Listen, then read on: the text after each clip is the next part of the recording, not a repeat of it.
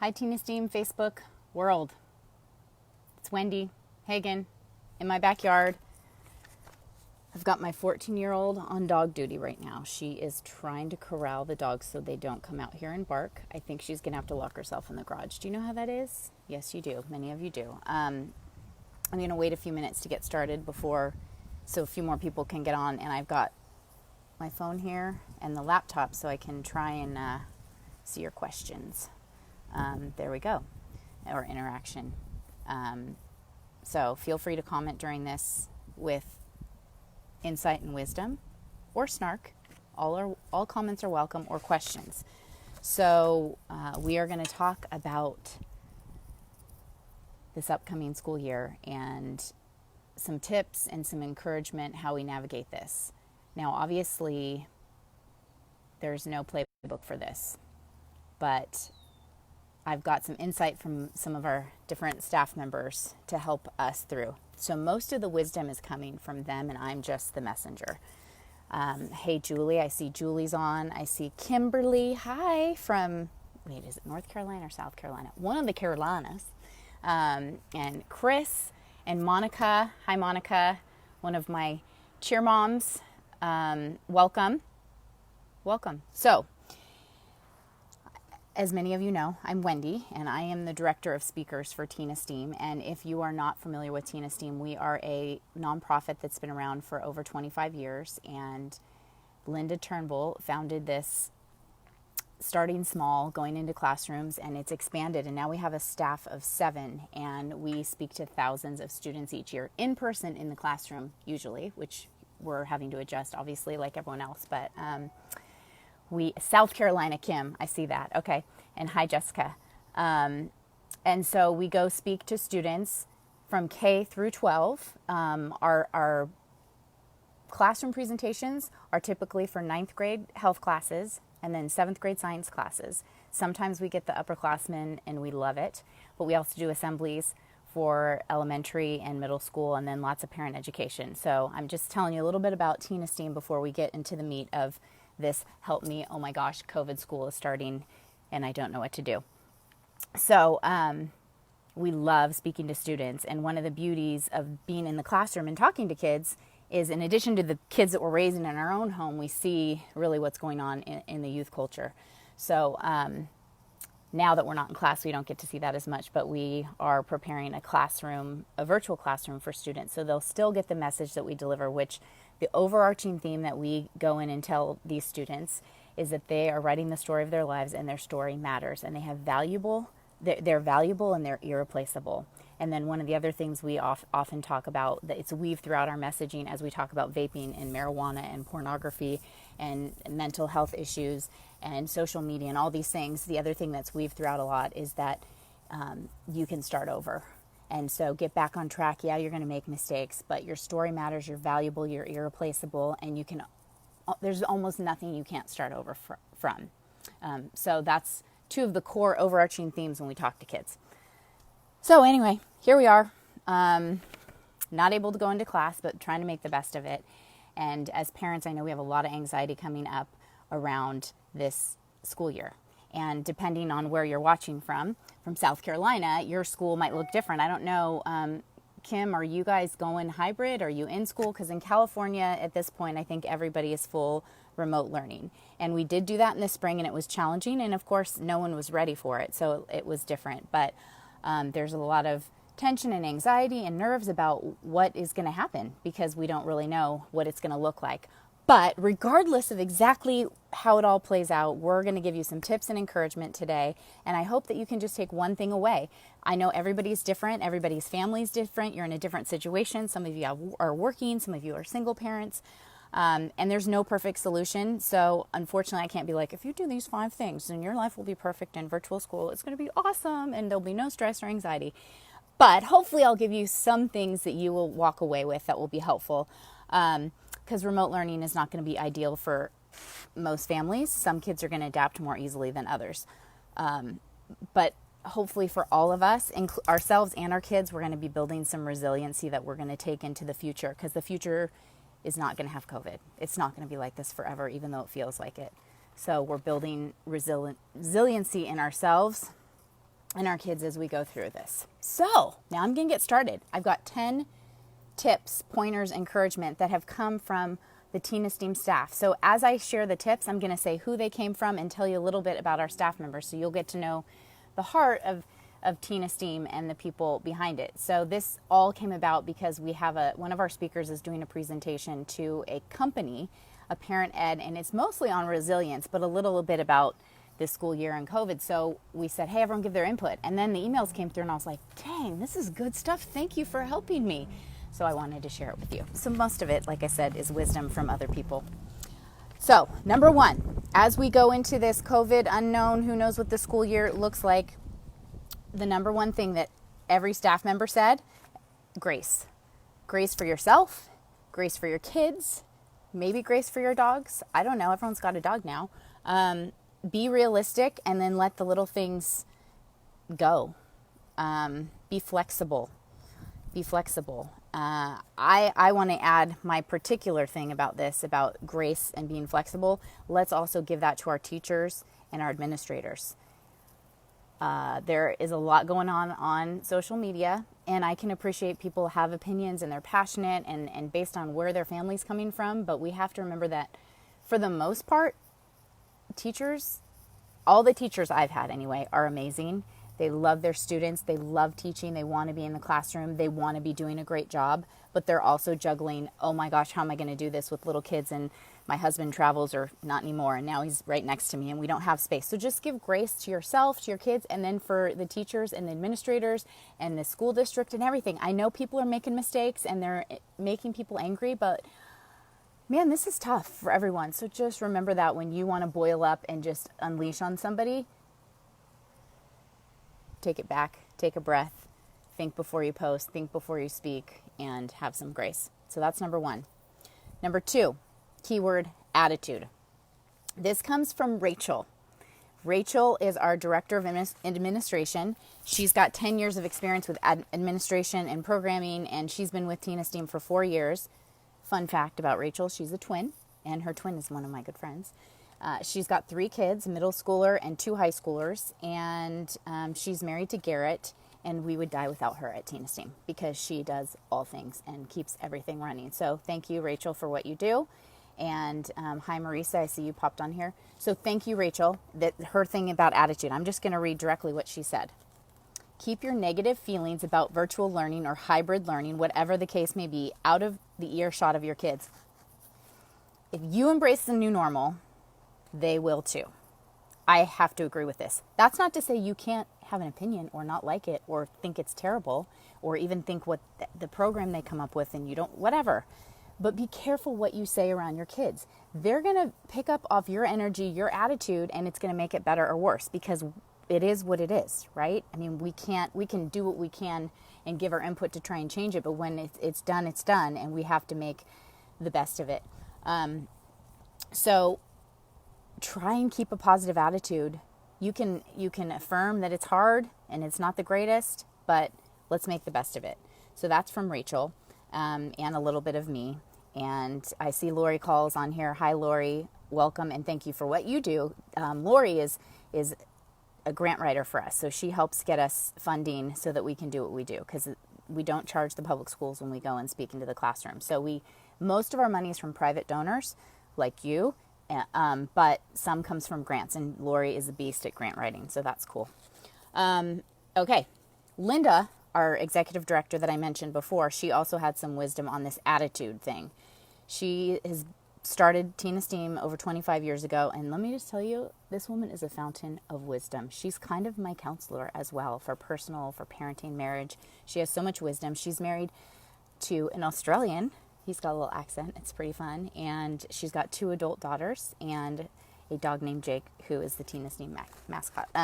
Also, we might be posting headshots of our staff as I talk about them. So if you look in the comments, you'll probably get to see a little bit more of them. Oh, Rachel, when she's talking about schooling, says fake it till you make it. I hear that, right? Okay, so this is from Linda.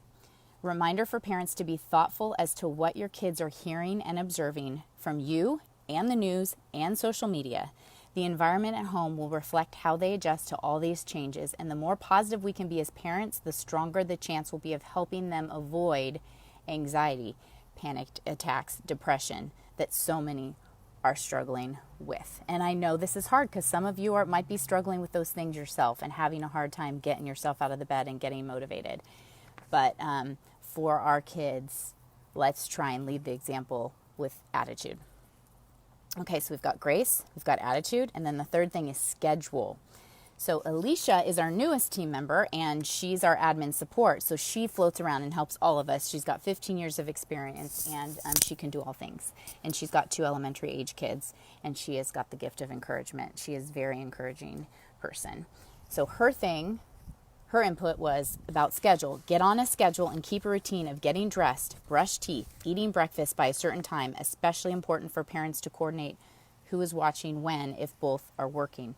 Now, with this new remote learning that's going to be robust and rigorous, like that, for those of you that have been watching the district meetings, they might have the schedule already set they do. I believe it's going to be, start your date this time. But that schedule is really helpful. I have to tell you, during the spring when we had a schedule, it was kind of loose. But my teenager even came to me and said, I'm kind of glad we have a schedule now. Because in the beginning it was kind of like, oh my gosh, what are we doing? So he even admitted, the Enneagram 7, if you're familiar with that the schedule was helpful for him. So the schedule is important.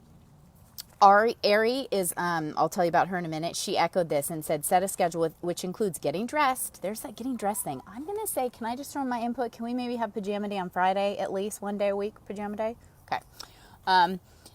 Set a schedule which includes getting dressed, teeth brushed, that's a must, deodorant, and breakfast, just like you would going to normal school. So try and make it as much normal as you can. And then again, my input, let's have a pajama day once a week.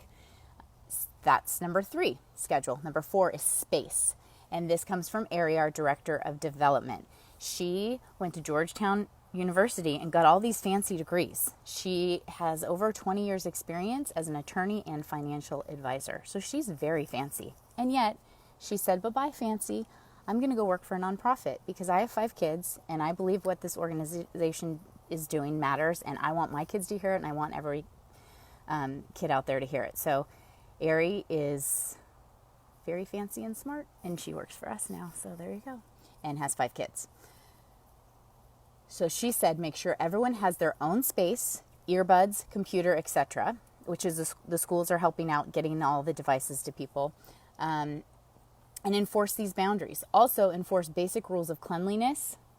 Yeah, those crumb people that put the crumbs on the computer. No. And tidiness. Make sure that's enforced for everyone's sanity, also sanitation. And I said to this comment, good idea, or to this space thing, I need to figure this out in my small home. I felt like we were winging it a little bit in the spring with that, but we need to figure out where our kids are going to go and their spaces. So I need to get on that, and you do as well. Okay, so grace, attitude, schedule, space, and then the 5th thing is stress. And this is stress kind of revolving around working at home. Ari and Rachel both brought this up. Parents need to remember that being around working parents, so for the kids to be around us working, is very stressful for children, especially young ones. Parents are loud and more intense when on work calls. Oh my gosh, and like pacing the house. You all have those things. I found out my husband is like a verbal texter, so he's texting, but he's kind of like saying stuff out loud and talking to himself. I didn't know that about him, but apparently that's what he does. So parents are loud and more intense when on work calls, and kids are not used to this pace and extra stimuli. It is an added layer of chaos. Make sure you are aware of this and try to shield them as much as possible. Parents have now basically moved their offices into their homes. What kid wants to be at their parents' office all day, unless it's like a fire station or something cool? My stepfather, not mine, Ari's stepfather had a business in the lower level of our house growing up, and I hated the intrusion of space and noise. And right now that's kind of unavoidable, but being aware of that so you can be sensitive to that is a good idea. Rachel says, now that home has also become the office and the playground and the school, Do what you can to keep the peace that doesn't typically exist in those latter places. Home should remain a safe place for all. Let's all go to Rachel's house. Sounds good. Alicia says, give flexibility. Working parents working remotely should aim to keep office hours as best they can. Try to get computers, phones, laptops, iPads, etc. off the kitchen table during meal times. Yes. Although it's tempting to work late into the evenings, make the effort to time out for the day and spend some downtime as a family. That is good advice. And again, feel free to pop in if you have a comment or question, and I'll definitely be taking questions at the end. But if you want to add something that you've done that's worked, we're all in this together, and then we can put this together and write the textbook of how to do this. So for the future pandemics of the world, we'll be like, oh, let's read this. When they did the pandemic school, this is what they did. Okay, number 6, encouragement. Julie is our director of programs. She's got over 20 years of business experience. I work really closely with her, and I love her. But she's got experience in business, sales, marketing, customer service. She's got 2 kids, a daughter that's in high school, a son who's 19, and he works with us. He's one of our speakers. He's also in college. And Julie never wants to miss an opportunity for reaching students or parents. So some requests for speaking engagements will come in, and we're having a hard time fitting a speaker with the schedule, and it just is inconvenient and it's hard. And I'm like ready, like, okay, I guess we just can't do it. And she's like, no, we have to. We can't have these kids that miss the message. They need to know that they're valuable. And that's because of how much she wishes that she had Tina Steam in her life when she was a kid. I don't know, Alicia, who's running our social media right now, if you have that quote from Julie about what she says, I think it's in her bio, about how much she wishes she had Tina Steam, and that's why she works here. It's pretty cool. Julie says, I love Starbucks breaks with my kids, sometimes even take the dog for a puppuccino. That's good, her breaks during school. Rachel likes the pandemic school. That could be the name of our homeschool. Maybe we should get shirts. So, her thing, Julie, back to Julie, number 6 is encouragement. Encouragement. This is what Julie says. It's really hard for an adult to listen to an hour-long lecture. I'm taking note. I better finish this up. On a computer. All the more so for our kids. If you can support them, then do so. Let them know you understand it's new and comes with some challenges, and you are in their court. Each of our children is different. Some do not need any guidance at all, and some need accountability, and some need support, but encourage them. This is an opportunity for them to build independence and confidence. Obviously, for a first grader, that's not going to work. Like, go do your school. You do you, boo. I can't help you. You're building resilience and confidence.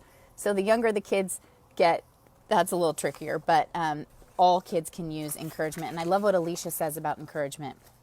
A little bit of encouragement goes a long way. Even if it doesn't come natural to you, even if you have to set a timer to intentionally look for anything that your child is doing that is good, let them know you notice and you're proud of them. Isn't that awesome? Like, set an encouragement timer. For those of us that it doesn't just come natural, that is such a great tip, Alicia, as we're all fumbling through what we're doing and trying to figure out. Stop and look at your kid and just say, hey, good job getting dressed on time today. Or, the younger the kids, like, way to go. You got your right and your left shoe.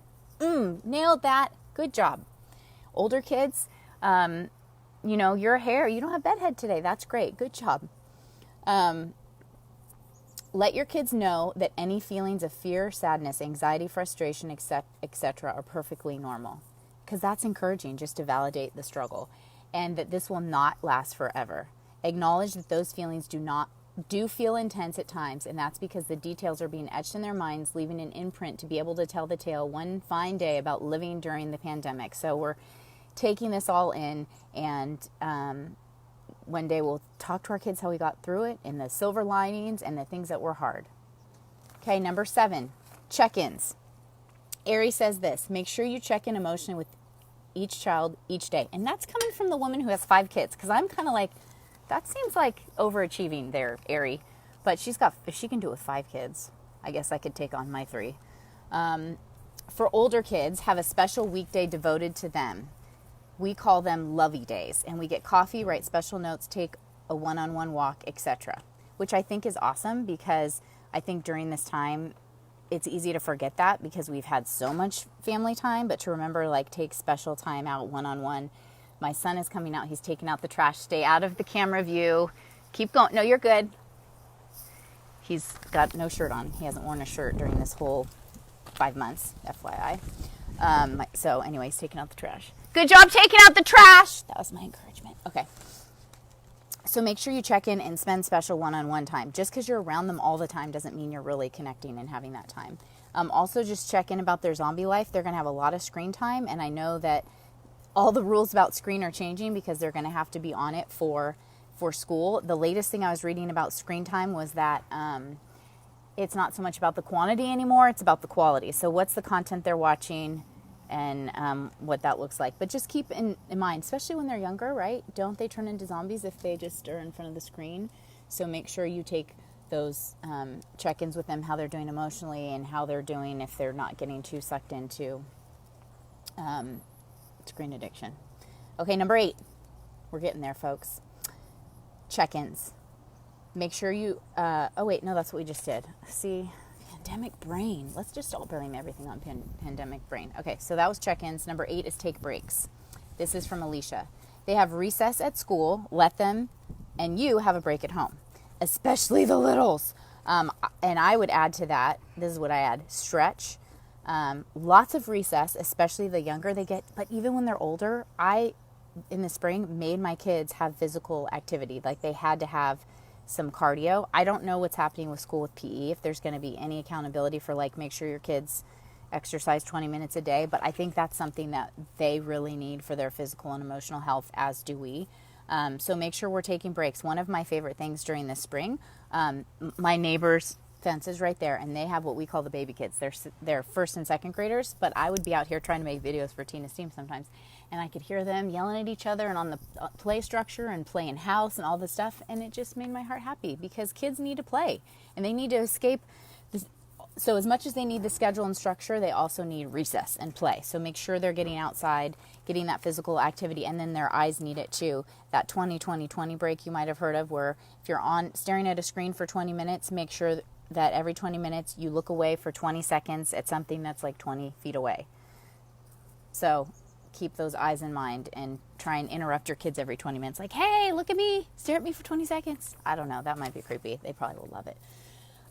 Number 9, listen. That's from Linda. That's something that we include in almost all of our parent education talks, and something that Linda feels so strongly about. Elijah, you sure you don't want to say hi? He's so cute. Nope, he's giving me the stink eye. I have to listen. He doesn't want to be on film. But listen to them. Listen to their hearts. Validate what they're saying, even if it's crazy talk, which is hard because as parents, we always want to interject and correct them and get them to think like we do, but they really need to know that they're being heard and validated. So what I think I hear you saying about this class is XYZ. And I know this is challenging. I feel this tension because sometimes it is crazy talk and they don't feel heard unless they get what they want out of it. Like, I just told you that I need this and want this and you're not giving it to me, so you didn't hear me. Take a deep breath and just listen. I've actually been practicing this a lot the last couple days with one of my kids who's been going through some stuff. And it's pretty cool when you can sit and listen to their heart and get an insight into their world, into their culture. And of course, it's going to be with the older kids, like at midnight when you're trying to go to bed, just a heads up. But be ready when they're willing to talk, because those moments get fewer and fewer in between. Is that how you say that? You know what I'm saying? Like, as they get older, they don't come open up and share their hearts as much usually. So listen. Okay, I'm going to recap the first 9 and then go to the last one. And the last one is fun. It's from Chris. Okay, so number 1, grace. Extend grace to yourself and to your kids. Number 2, attitude. Remember that your kids are learning, watching, listening, and absorbing what kind of attitude you have in all of this. Number 3, schedule. Have a schedule for them in line with the school, but some kind of normalcy where they're getting up, they're getting dressed, they eat breakfast, they go to school. Number 4, space. Create space for each kid so that they have their place to work. Number 5, stress. Remember, this is stressful on everyone, but you working from home is stressful for you, but it's also stressful for the kids. So try and be aware of that. Number 6, encouragement. Encourage your kids at every opportunity that you can. Number 7, check in, check with them emotionally. How are they doing? Spend that one-on-one time. Have some dates with them. Even like maybe you can't take them out to bagels or do those kind of things you used to do, but like, I don't know, take them in the corner of your backyard and have a hot chocolate with them. Number 8, take breaks. Take breaks during the school day. Stretch. Take breaks for your eyes. Get them out to run and play. And maybe it's in the middle of the day and that's okay. And maybe it wasn't part of the schedule, but sometimes you just need a break. Number 9, listen. Listen to their heart. Validate what they're feeling. Validate what they're going through. And then the last thing. This is from Chris, our community manager. Chris was an international business management major. She has work experience in the U.S. and Europe. She's adorable. And she is a former hardware and software tester for Apple. So that's fancy and unique. But she's choosing to go more with her passion and her gifting. So she's our community manager. She also runs a homeless ministry, homeless charity. So she's out there working with homeless people and serving them food. And during this pandemic has been out there when no one wants to touch anybody. She's out there serving that community. So pretty awesome. She's married to Steve. They're both really into fitness. Chris is also a kickboxing instructor. So that's Chris. And here's her tip. And it applies to marriage. Chris doesn't have children, but she loves them and loves students, and that's why she's working with us. But here's what she says about marriage. So think of your spouse, your partner, and apply this tip. It makes me want to cry reading it, actually, because this has been challenging on marriages too, right? Hug each other at least once a day. Hold hands. Tell your spouse you love them. Do it even if you don't feel like it. Because love is not a feeling. It's a decision to care for one another even when you disagree. Even if tensions are high. For better or for worse. And even during a pandemic. So that's some good wisdom, some good words for pandemic marriage. And that's going to help your kids too facing pandemic school. So that's what I have for you. I hope that you got at least one thing that encourages you or just gives you a little oomph to get through today and gets you prepared for school. Now it's your turn. Does anyone out there have anything they want to share? Any tips, insight, questions? Yes. Sherry Calcagno is one of our awesome speakers and also is an educator. We are in this together and we can get through this. Thank you, Sherry. To know Sherry is to love her. Lori Call says, let's hear it for Wendy and the many gifts, insights, and communications. Oh, that's weird. I'm not going to read that. Too late. Thanks, Lori. Cheryl, hi. And Nicole said that was uplifting. Good, that was our goal, because I wish that we had, we fix it. Here we go. We fixed it. We don't have that, but we can offer you some encouragement and some tips, hopefully, that we can get through this. And that at Teen Esteem, we're going to continue to do that with these parent educations, both on our Facebook lives and then through schools and communities and workplaces. You can get in touch with Julie Paymer if you want to hear about how you get us to do a Zoom presentation or a Google chat with your class. We did that with the 5th graders at Baldwin. One of our speakers, Trevor, did, and it was awesome. The engagement was really, really cool, talking about middle school and preparing them. So I believe it's julie@teenesteem.org, but we'll put that in the comments. So if you're like, how do I get somebody to come talk to my work group or to my school, then reach out to Julie because she coordinates all that. And this Friday, we're actually going to film some classroom presentations more for the freshmen in high school. So if you have a freshman going to high school in this area, hopefully that your students will be watching that and getting our presentations. And we have some really cool speakers and stories that we get to share. One of the silver linings of this time being everything's virtual, we can now get some speakers that are maybe out of the area or that were too busy to make time during the day to go to class, but they're sharing their stories on video, including some teenagers. So I think our video presentations are going to be really awesome. It's not the same as being in person, but we're making the best of it. Diane says hi. You're welcome. Saskia, I hope that's how you say it. I feel better having a checklist and knowing I'm not alone in figuring this out. Good. That was our goal. Karen, great tips. I'll use these with my students and families that I work with. Awesome. And yes, Julie is julie@teenesteem.org.